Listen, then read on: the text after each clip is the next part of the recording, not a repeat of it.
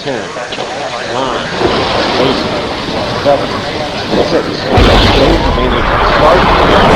start, 2, 1, booster ignition, and liftoff of the Space Shuttle Discovery, returning to the space station, paving the way for future missions beyond.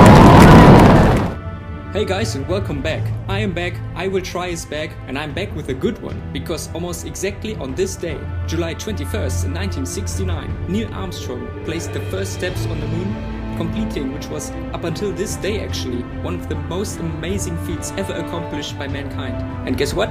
Today I'm at the Kennedy Space Center.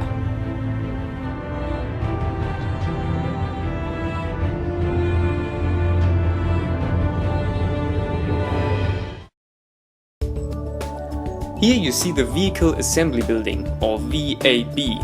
It is one of the largest buildings by volume, and there are no bigger gates in the entire world. It is so big that you can sometimes see rain clouds that formed inside the building. See that American flag on its side? The blue part of it is as large as a basketball field.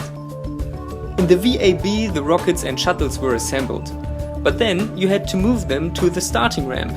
That's what the crawler's for. It weighs just under 6 million pounds and can carry now more than 8 million tons. There are two of these, and they are called Hans and Franz. Hans and Franz? No, that's probably wrong, just in the translation. No? It says right here. Hans and Franz. Alright. Probably a German built these. Not making this up.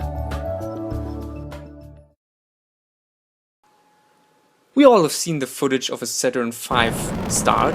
It's the biggest rocket ever built to this day. And it started here where I am. The noise of it starting was the loudest ever made by mankind beside the nuclear explosions. The Saturn V produced a sound that was so loud that it killed everything in the vicinity of the start up to a couple of 100 meters. Alright, I'm standing here next to the very vehicle that brought the astronauts up to the moon in the Apollo missions. It is this van. Nah, just kidding. It's actually this ginormous rocket over there.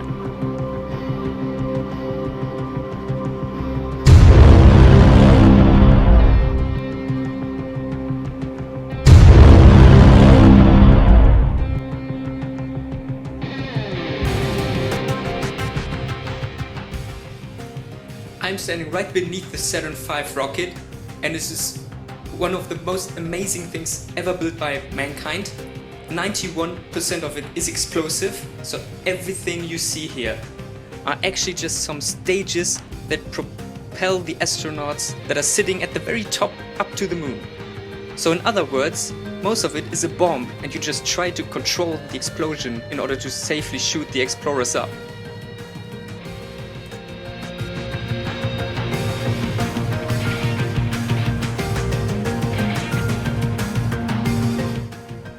Right now I'm standing between some stages of the rocket, and you just have to remember, this is not a building, this is a machine built by man, and it's for flight. It is not made of stone, it's not the Eiffel Tower, it has moving parts, millions of those, and all of them are designed to propel astronauts into space.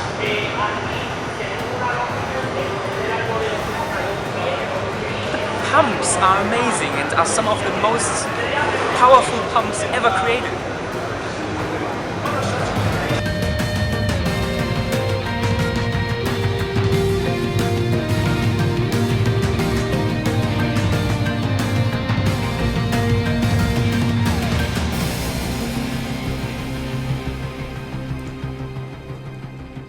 Now I'm in a very special part of the exhibition, because here, as you can see, there's a question mark up there, indicating that even NASA themselves, they don't even know what this is. They probably just found it in the backyard somewhere.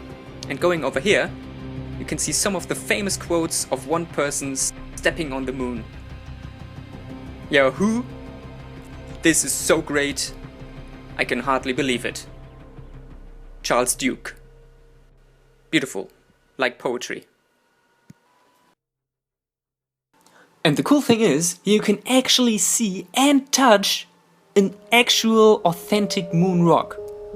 However, because everybody does this, it just feels a bit like normal marble from a kitchen.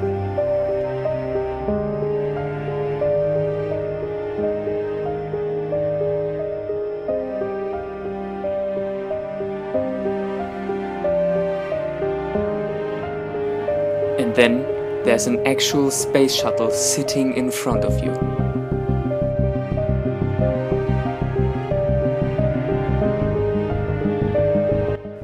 Right now I'm standing under the space shuttle Atlantis, or as astronauts and NASA personnel call it, the 104.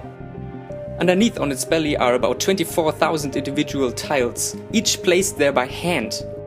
They kept the shuttle safe from overheating during re-entry in the atmosphere, and did that successfully until the end of the program. After the shuttle crew dumped the boosters and the external orange tank, which just fell to the ground, hopefully not on a whale or a cruise ship, the boosters are being retrieved by ground units so that they could be used again. Copy that, Hawk. When the shuttle returned, it only had one shot at it, because it had no engine.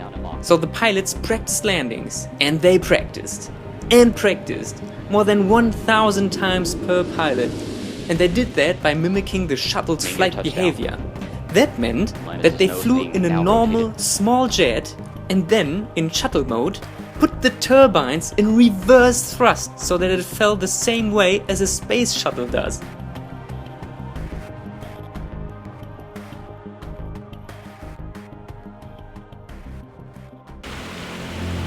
This was I Will Try from the Kennedy Space Center.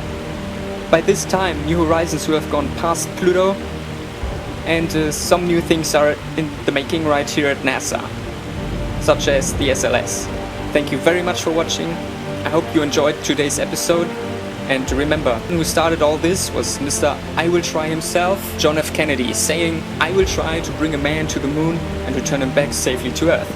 So in that spirit, with this quote, I end this episode, and I see you guys next week on I Will Try. Bye bye.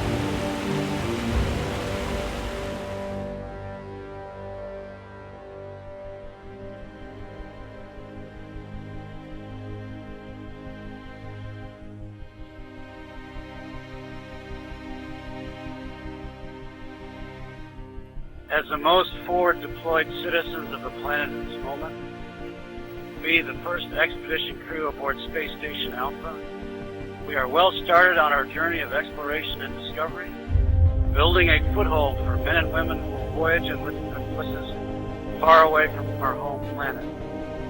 We are opening the gateway to space for all humankind. As we orbit the planet every 90 minutes, we see a world without borders and send our wish that all nations will work toward peace and harmony. Our world has changed dramatically. Still, the ISS is physical proof that nations can work together in harmony to promote peace and global cooperation and reach goals that are simply out of this world.